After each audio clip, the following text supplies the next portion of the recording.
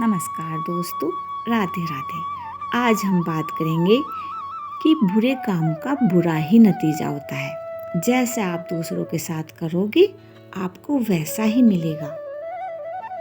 अगर आप किसी के साथ अच्छा करोगे तो आपको अच्छा मिलेगा, अगर आप किसी के साथ बुरा करोगे तो बुरा मिलेगा।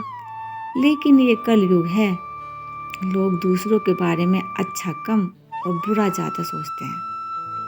चलो इसी से संबंधित हम एक कहानी सुनते हैं। आशा है आपको पसंद आएगी, लेकिन कहानी शुरू करने से पहले मेरा आप सभी से हाथ जोड़कर निवेदन है, प्लीज़ मेरे चैनल को लाइक करें, सब्सक्राइब करें, ताकि मुझे ऐसी ही मोटिवेशनल कहानियों को सुनाने की प्रेरणा मिलती रहे। कहानी शुरू करते हैं। एक व्यापारी का बेटा था, वीरवंदन, जो बहुत कामयाब नहीं था। एक बार उसे व्यापार में काफ़ी घाटा हुआ और उसने अपनी सारी पूंजी गंवा दी। इस मुश्किल समय में उसने सोचा कि क्यों न देश के अलग अलग हिस्सों में भ्रमण करके पता लगाया जाए कि सफलता कैसे हासिल की जा सकती है। उसके पास पुरखों की एक कीमती तराजू था जो लोहे का बना था।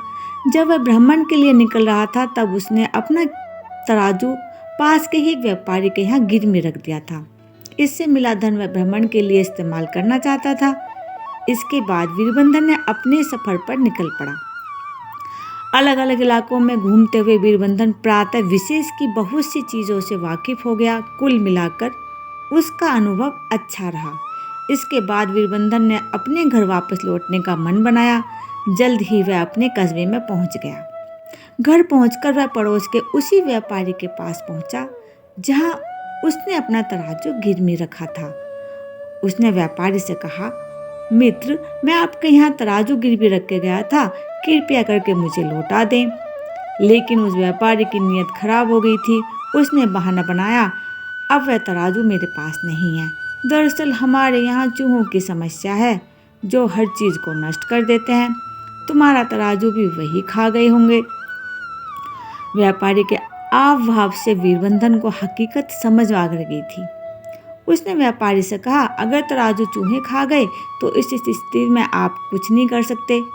चलिए कोई बात नहीं, अब मैं सोच रहा हूँ कि पास वाली नदी में स्नान कर लूँ। कृपया अपने बेटे को मेरे साथ भेज दीजिए ताकि जब मैं स्नान करूँ तो वह मेरे सामान की निगरानी करता रहे। इस पर व्यापारी राजी हो गया और उसने अपने बेटे को वीरबंधन के साथ भेज दिया।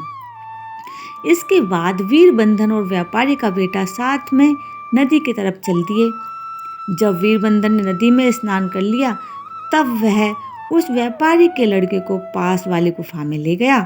इसके बाद वीरबंधन व्यापारी के बेटे को गुफा में छोड़ बहाने से बाहर आ गया और गुफा का द्वार बंद कर दिया। इसके बाद वह व्यापारी के पास पहुंचा। उसको अकेला देख व्यापारी हैरान हुआ। जब उसने अपने बेटे के बारे में पूछा तो वीरबंधन ने जवाब दिया, मुझे आपके बेटे के लिए बहुत दुख है। जब मैं नहा रहा था तब आपका बेटा नदी किनारे खड़ा हुआ था। तभी एक छोटी सी चिड़िया उड़ती हुई वहां आई और आपके बेटे को पंजे में दबाकर उड़ गई और मैं कुछ नहीं कर सका। इस पर व्यापारी नाराज होते हुए वीरबंधन से बोला, तुम झूठ बोल रहे हो। एक छोटी सी चिड़िया मेरे बेटे को कैसे अपने पंजे में उड़ाकर लेके जा सकती है? मैं गांव के बुजुर्गों से आपकी शिकायत करूंगा। इसके बाद वह वीरबंधन को घसीटता हुआ पास ही के एक बुजुर्ग के पास पहुंच गया और बोला, यह एक बुरा व्यक्ति है, इसने मेरे बेटे का अपहरण कर लिया है। इस पर गांव वाले भी व्यापारी के पक्ष में बोलने लगे, तुम ऐसा कैसे कर सकते हो? इस व्यापारी के बेटे को तुरंत रिहा करो।